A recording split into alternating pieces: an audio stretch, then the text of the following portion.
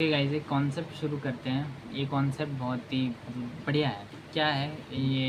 एक कॉन्सेप्ट है from the crunch of rational optimist Matt Ridley. तो what he is saying in this paragraphs और this crunch para in the topic, he is explaining कि the firstly he is explain many things like कि भाई किसी को ये बोलना कि भाई ओवरऑल तो दुनिया बेटर ही हो रही है, वो बहुत ही बेकार होगी। जिसके यहाँ पे आज वॉर चल रही है या फिर जिसके यहाँ पे आज क्राइसिस है, एपिडेमिक या पेंडेमिक छाया हुआ है, उसको ये बोलना कि ओवरऑल तो बहुत ही ज़्यादा बेकार बात लगेगी उसको।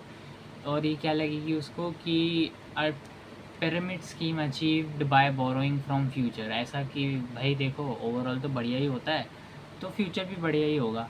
तो ये उसे कैसा लगेगा कि ये तो मतलब स्कीम है जो बेची जा रही है मुझे कि फ्यूचर बढ़िया होगा। और इसी को लेकर उसने काफ़ी सारी चीज़ें बताई हैं, जैसे कि चार्ल्स पोंजी के बारे में, जिन्होंने बहुत सारे ऐसे लोग हैं वैसे जिन्होंने बॉस्टन पोंजी स्कीम जिनके नाम से आता है 1920 में एक स्कीम चला। पोंजी स्कीम का क्या मतलब होता है? जब आप अपने जो पुराने इन्वेस्टर हैं उनको पैसा दो अपने नए इन्वेस्टर से लेकर, पोंजी स्कीम, ठीक है, जिससे आप प्रॉफिट दिखा सको कि आप तो इन्वेस्टर्स को काफ़ी अच्छा पे आउट दे रहे हो और उसके बेसिस पे आप अच्छे इन्वेस्टमेंट्स उठा सको एंड ऑल एंड ऑल। फिर इन्होंने क्या कहा कि it is possible that not just recent credit boom but the entire post war rise in the living standard for the post Ponzi scheme. कि भाई पोस्ट वॉर जो है, जैसे ही लड़ाई ख़त्म हो गई या कोई क्राइसिस आएगा, चाहे रिसेशन है, वॉर है, उसके बाद लिविंग वो स्टैंडर्ड बढ़ जाएगी। वो एक पोंजी स्कीम है made by gradual expense of credit. और ये कैसे पॉसिबल होता है? Rise of standard of living by post war rise in standard of living कैसे पॉसिबल होता है? आप क्रेडिट लेकर, क्रेडिट मतलब loan, मोर्टेज, and that we have in effect grown rich by borrowing the means from our childhood। बहुत ही ज़बरदस्त बात बोली है लोन को बारे में कि कोई भी लोन, हम लोग मिडिल क्लास लोग कैसे सोचते हैं लोन के बारे में कि अच्छा ठीक है 5 साल का लोन होगा, 4 साल 10 साल का लोन होगा, बट एक्चुअल्स में जो कंपनीज लोन लेती हैं वो लोन कहलाती हैं। ये तो बहुत छोटा अमाउंट होता है। एक्चुअल में जो लोन होते हैं वो होते हैं 50 साल के, which companies are going to pay, lease जो चीज़ें होती हैं, या फिर बहुत बड़े बड़े लोन, वो लोग कभी, हर एक कंपनी चाहे इंडिया की, मैंने जहाँ तक जाना है बड़ी बड़ी कंपनीज, उनके पास उतना ही बड़ा लोन होता है जितनी बड़ी वो ऑलमोस्ट हैं, उसके बराबर ही, इवन उससे ज़्यादा भी लोन होता है उनके ऊपर। तो इतना बड़ा लोन वो लोग अपने आप को बेच के भी नहीं चुका सकते। बट किस बेसिस पे लेते हैं कि we are going to get the profit and revenue in future के बेसिस पे। तो वही वो कह रहे हैं कि भाई हमारे जो रिच जो हैं वो ग्रो कैसे कर रहे हैं? By borrowing the means from our childhood. कई सारे बेकार जो होते हैं वो कैसे रिच बनते हैं, जो ऐसे पोंजी स्कीम्स चलाते हैं वो सब, by borrowing the means from our childhood. जैसे आज अगर मान लो जैसे कोई स्कैम निकल के आता है, जैसे सहारा पहले स्कैम निकल के आया, आज कोई बहुत बड़ा स्कैम निकल के आता है इन्वेस्टमेंट का, ICICI का कोई घपला होता है 5,000 10,000 20,000 1 लाख करोड़ का, तो उससे क्या होगा? मेरे तो बचपन निकल गया, मैं जहाँ वो बन सकता था 30 साल में, जो आज मैं कमा रहा हूँ वो तो हो गया। जो मीन्स किसके चोरी हुए? हमारे बच्चों के, हमारे यहाँ के आने वाले जनरेशन्स के मीन्स चोरी हो गए। And that a day of reckoning is now at hand. और जब वो चीज़ बाहर आती है उसी को रेकनिंग बोलते हैं। उसके उस चीज़ के नेगेटिव इम्पैक्ट जो आपने डिसीजंस लिए थे, तो वही जो लोन आपने लिया, बड़ी बड़े लोगों ने लिया, उसको जो चुका रहे हैं वो हमारे बच्चे चुकाएंगे बाय मीन्स। तो उसी को कहेंगे that a day of reckoning is now at hand, कि अब आपको वो चुकाना पड़ेगा, अब वो आपके हाथ पे है, आ गया है। तो ये है। एंड अगेन बहुत ही इनक्रेडिबल बात बोली है कि it is true that your mortgage, जो आपका लोन है, वो कहाँ से बोरो हुआ है? फ्रॉम योर फ्यूचर सेल्फ, आपके ही फ्यूचर सेल्फ से। ये मैंने कैसे समझा है कि जैसे आज मैं अगर अपनी पढ़ाई के लिए लोन लेता हूँ, क्योंकि मैं अगर मान लो थोड़ा बहुत कुछ कमा भी रहा हूँ या फिर नहीं भी, तो आज मैं अपने आप को बिल्ड कर रहा हूँ। आज मैं अगर बिल्ड करता हूँ तो फ्यूचर में जाके मैं ज़्यादा सेव करूँगा, और वही ज़्यादा जो सेव करूँगा वो कोई पीछे जो बंदा जिसको पढ़ने की ज़रूरत होगी वो उस पैसे को यूज़ कर पाएगा। और तो वही क्या है, आज जो आपने मॉर्टगेज लिया है जो बोरो किया है वो अपने ही फ्यूचर सेल्फ से लिया है, who will pay it of. मतलब इसको दूसरी तरीके से भी देखा जा सकता है कि हमें ही पे करना पड़ता है, बट ये अलग तरीके का है कि आप कल को किसी के लिए मॉर्टेज दे सकेंगे, किसी के आपके पैसे किसी के लिए मॉर्टेज बन पाएंगे जो बोरो करेंगे। क्या कहा है कि it is also true on the both side of the Atlantic, your state pension will be funded by your children's tax. ठीक है, आज जो मैं टैक्स भर रहा हूँ उसके पैसे पीछे के लोगों के पास जा रहे हैं, क्योंकि पीछे के लोगों ने बचाया, उनके पैसों से मैं बना, मेरे पास इंफ्रास्ट्रक्चर आया उनके टैक्सेस से, मेरे पास लोन आया, मेरे पास जो फैसिलिटीज़ आई, मैं बना। अब मैं जो टैक्स भरूँगा उनसे उनको ही पेंशन जा रहा है। तो this is how it working. ठीक है, आगे क्या एक्सप्लेन किया जा रहा है कि भाई जो ह्यूमंस होते हैं वो बोरो करते हैं हमेशा से ही। जैसे आज जो मेरी एज है, जिस स्थिति पे मैं हूँ, अभी तक मैंने कुछ प्रोड्यूस नहीं किया, मैं सिर्फ कंज्यूम किया है। अगर मैं अपनी ओवरऑल लाइफ लगाऊँ, अगर मैं 70-80 साल का भी जीऊँगा या फिर 100 राउंड फिगर ले लेते हैं, इट्स टोटली एब्सर्ड। तो उसका मैं अगर मैं आज 20 का हूँ तो मैंने 20% तो कंज्यूम कर लिया है ना, जितना मैं कंज्यूम कर सकता था 20%। लेकिन प्रोड्यूस कितना किया? 4%, इवन नील, ज़ीरो, नेगेटिव, कुछ भी नहीं प्रोड्यूस किया, which don't happens in obviously in other animals, other species. वो लोग बहुत ही जल्दी कंज्यूम तो कर ही रहे हैं, बट बहुत ही जल्दी प्रोड्यूस करना भी शुरू कर देते हैं। जैसे चिंपैंजीज़, जब तक वो 15 साल के होते हैं 40% उन लोगों ने अपनी ज़िंदगी कंज्यूम कर ली होती है, और 40% ही वो लोग कैलोरीज़ भी बना चुके होते हैं जितना उन्होंने कंज्यूम किया होता है। तो अभी तक तो मैं नेगेटिव में हूँ ना, कि मैंने जितना अभी तक कंज्यूम किया है मैंने उतना प्रोड्यूस ही नहीं किया। सरप्लस की तो बात की बात है। ओके, बहुत ही इंटरेस्टिंग सा फैक्ट इन्होंने रखा है। जैसे कि क्या कह रहे हैं कि ऑब्वियसली क्यों ऐसा होता है कि ह्यूमन बीइंग जो होते हैं वो अपने फ्यूचर से मतलब फ्यूचर, एक second, by the age of 20, okay, हाँ, ह्यूमन बीइंग्स क्या करते हैं, बोरो करते हैं अगेंस्ट देयर फ्यूचर, कि भाई मैं फ्यूचर में कमा लूँगा, पर अभी मेरे ऊपर इन्वेस्ट करो, कि मुझे पढ़ाओ लिखाओ, तो मैं फ्यूचर में उसे फ्यूचर के अगेंस्ट बोरो कराते हैं। तो ये क्यों होता है? क्योंकि हमने कॉम्प्लेक्स बना रखा है सिस्टम, एज द चिंपैंजीज, जो जिनका बहुत सिंपल है, खाना है तो जाओ पेड़ से ले आओ। तो इसको सीखने में कितना टाइम लगेगा?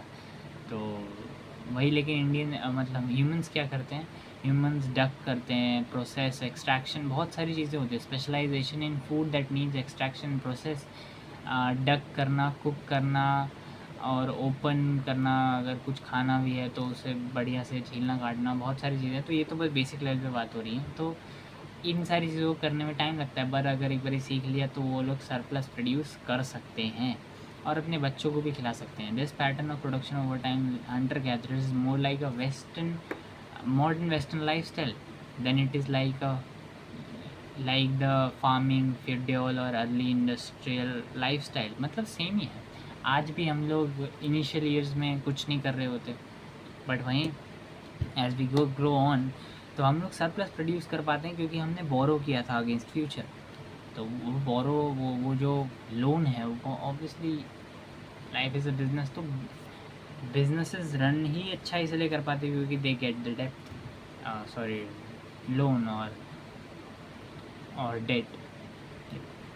ठीक है, इसका मुझे लगता है लास्ट ही कुछ पार्ट्स हैं जिसमें ये क्या बता रहे हैं कि जो बहुत इंपॉर्टेंट वर्ड मतलब मेरे लिए भी नहीं है ये, posterity can pay for its ancestors. मतलब ऑब्वियसली पहले भी यही बोला, पोस्टेरिटी मतलब जो आगे आने वाली जनरेशन होती है, तो पोस्टेरिटी ही अपने एंसेस्टर्स के लिए पे करती है, क्योंकि उन लोगों ने आपको पे किया था लोन देकर पढ़ने के लिए, जो भी है इंफ्रास्ट्रक्चर बनाने के लिए। Now you when you have earn become something, तो you are paying for your ancestors. तो लाइव्स बिकॉज क्यों कर पा रहे हो? क्योंकि posterity can be richer through innovations. Obviously अगर लोन लिया मैंने लिया मान लो लोन, और I have used it for innovation and gadget that saves time, customer का टाइम बचाता है, पैसे बचाता है, या फिर सहूलियत जो भी देता है वो कम पैसों में, वो दोनों को ही एनरिच करेगा, मुझे भी और उसको भी। द लोग क्या, और that is growth. If on the other and उसकी जगह अगर कोई अपनी लग्जरी को सेटिस्फाई करने के लिए लोन लेता है, will be A loser.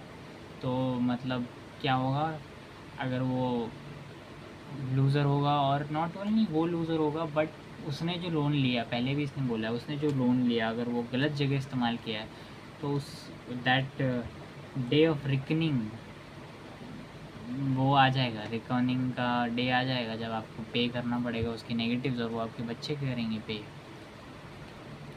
Again इन्होंने फिर वही एग्जांपल्स दी कंट्रीज़ के, बड़े सारे कंट्रीज़ हैं जो वॉर पे जाते थे, मतलब वर्ल्ड वॉर 1 और वर्ल्ड वॉर 2 की बात है। तो उन्होंने क्या किया, वही पैसे का इस्तेमाल कहाँ किया, वही लोन, वही सेविंग्स या फिर अपनी जनता का पैसे का इस्तेमाल वॉर पे जाने के लिए किया।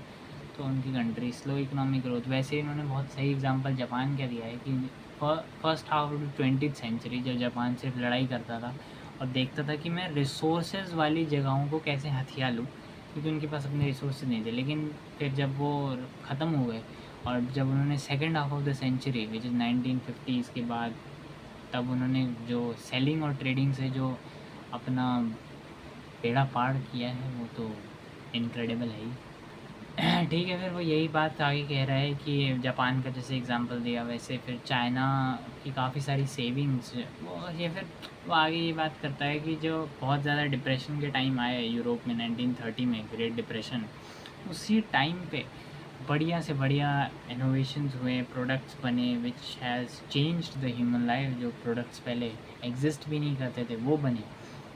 और आगे यही वो कहते हैं कि तो ग्रोथ जो है वो तभी रिज्यूम होगी जब तक आप रॉन्ग पॉलिसीज़ को प्रिवेंट नहीं करोगे, तब तक तभी ग्रोथ रिज्यूम होगी। और वही वो कहते हैं कि कोई ना कोई कहीं ना कहीं दुनिया में कुछ बना रहा होगा जो मेरी लाइफ आसान करेगा आगे चल के, जैसे कि ये है। ठीक है, तो वर्ल्ड कैसे इंटरकनेक्टेड है वो ख़त्म कर रहा है फिर बस इस क्रंच वाले पार्ट को। वर्ल्ड कैसे इंटरकनेक्टेड है दैट कि वही इसने एक एग्जांपल दिया कि एक बंदे ने ऐसे सीड्स बनाए जो बहुत अच्छे राइस ग्रो करवा सकते हैं अफ्रीकन फार्मर्स के, that will help them to expand in the market and sell somewhere else in the world। और वो चीज़ कैसे पॉसिबल हो पाएगी, मे बी वो इंटरनेट का यूज़ करेगा, फ़ोन का यूज़ करेगा, और जब वो फ़ोन बिकेगा, वो चीज़ वो ख़रीदेगा, तो उस कंपनी का रेवेन्यू बढ़ेगा which will help their which they will use for the research or for increasing the payouts of their employees। That will help him, or he'll buy new pair of jeans which comes from cotton, और किसी factory में कोई बांग्लादेश के country में बना हुआ हो तो उसको मदद मिलेगी क्योंकि उसके पास भी अब काम आ गया है। ठीक है, तो इस बैक ऑफ द माइंड ये चीज़ हमेशा याद रखनी पड़ती है बुक को पढ़ते हुए कि ये 2010 के डिप्रेशन के टाइम पे आई थी। तो ये वही इसीलिए इन्होंने वो रेफरेंस दिया कि 1930 में यूरोप के डिप्रेशन के बाद बेस्ट प्रोडक्ट आया, बेस्ट इम्प्रूवमेंट हुई, जीडीपी बहुत अच्छी बढ़ गई। वैसे ये भी बोल रहे हैं कि भाई ईयर और 2 ह्यूमन रेस कुछ ना कुछ नया लेके आएंगे जिस वजह से इकोनॉमी फिर से भागने लगेगी, क्राइसिस के टाइम ख़त्म होंगे। But as long as somebody somewhere is incentivized to invent a way of serving others needs better, then the rational optimist must conclude that betterment of human lives will eventually resume। Obviously लोगों को बेहतर तो चाहिए तभी वो grow कर सकते हैं, इन्वेंट कर सकते हैं। द पॉइंट एयर इज़ हमेशा कुछ बातें हैं कि स्पेशलाइजेशन और एक्सचेंज, बंदे को स्पेशलाइजेशन करना पड़ेगा सबसे ज़रूरी। जैसे अगर आज के टाइम पे हर एक बंदा जो भी जो काम कर रहा है उसको उसमें स्पेशलाइजेशन करनी चाहिए। ये ओनली देन उसकी नॉलेज का exchange will help someone else जो किसी और चीज़ में स्पेशलाइजेशन रखता है to combine meet and mate, और उनके आइडियाज़ का और exchange of their cultures which is actually their specialization in specified fields which will help them to innovate something else, and eventually the world will be a better place to live। Thank you।